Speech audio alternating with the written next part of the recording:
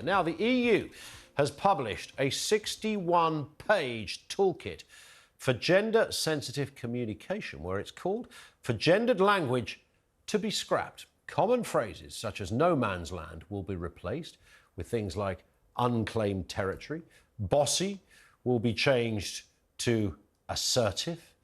And under the new guidelines, king and queen will be swapped for queen and king.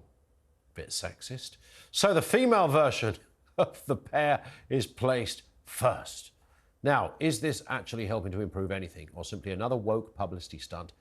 I know one thing, it's driving me absolutely bonkers. Bev Jackson is from the LGB Alliance, joining us now. Good afternoon to you, Bev.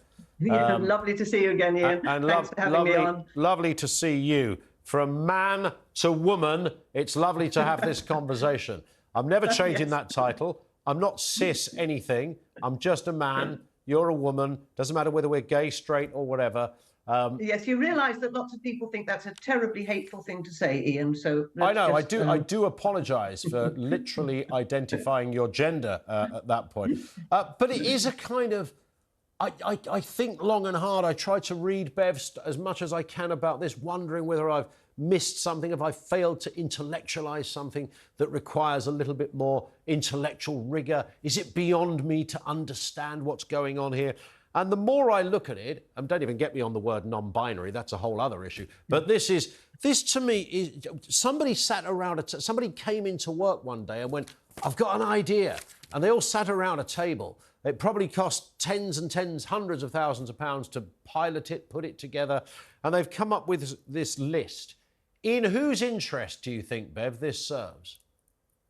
Well, it's interesting, isn't it? I mean, if you look through it, a lot of the suggestions are simply avoiding sexist language, things we've been doing for decades, to be quite honest. We say, yes, it's best to say chairperson instead of chairman, and man and woman in the street instead of man in the street. So lots of them are perfectly nice and sensible suggestions that we've already been doing for decades. So then you look through it and you see, but what are these other things that are in there? And then, of course, you find that there are things sort of hidden in the document, like newspeak, neo-pronouns, ze and zir. And then you find the mysterious sentence, do not automatically assume that transgender people identify as non-binary.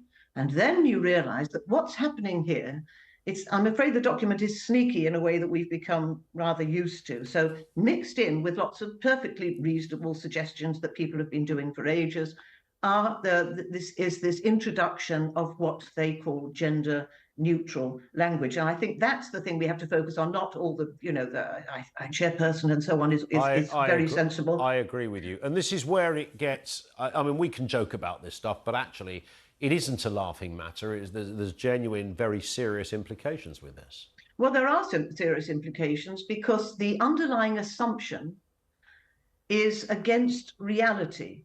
The underlying assumption is that what matters is not a person's sex, but how they identify. And then they use the word gender instead of sex, which completely confuses the public. And most people, let's face it, most people do not spend their days and nights studying this stuff. So they think, oh, well, that sounds sensible. There's lots of nice stuff in there and we should be kind. But getting rid of sexist language, like saying chairperson instead of chairman, helps make women more visible. And introducing gender neutral language does the opposite. And that's why you see, people with cervixes, that instead of the use of woman. And so if we look in the UK, we've seen all these extraordinary cases which show the damaging effect this has on women in particular. And obviously as trustee and co-founder of LGB Alliance, what matters to me most is how this is affecting same-sex attracted people, so that's gay men and lesbians. We can't use the words to describe ourselves if people are telling us we have to get rid of the word sex and just go by what people identify as. Now, who is driving that? I think there's three strands, and I'd just like to say this, Ian, if I could. First of all, you've got some really quite radical, I would say, fanatical people driving it, quite a small number of people who have their own reasons. They may be financial, they may be ideological. And then you have the large majority of people who are simply wanting to do the right thing and think this is a nice and progressive thing to do and will go along with that.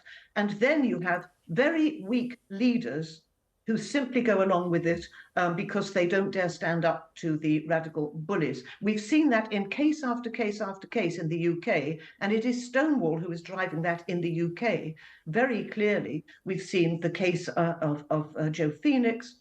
And so you see the radicals driving, saying that her gender critical views, which are protected, are somehow hateful. You see the hundreds and hundreds of colleagues jumping on that bandwagon, presumably not having thought it through. And then you see a very weak leadership. And then you see that it gets really pernicious in the case of the Edinburgh Rape Crisis Centre, where the witnesses managed to tie themselves in complete knots by saying, yes, we have no men here, when Edinburgh Rape Crisis Centre is actually led by a man, but that person identifies as a woman. So she says, we have no men at the Rape Crisis Centre. As soon as you start doing this, you're simply denying reality, and you're telling people, no, there's no such thing as, no, you can't say Ian Collins is a man and Bev Jackson is a woman. You have to make sure we know what they identify as. It's anti-reality, and it is, in that sense, quite a dangerous doctrine. Yeah, it's anti-reality, it's anti-intellectual, and most people think it's bonkers as well. That's our only sort of saving grace. Listen, Bev, we will speak again, I'm sure, possibly on this issue or related ones. Bev Jackson from the LGB Alliance, thank you to her.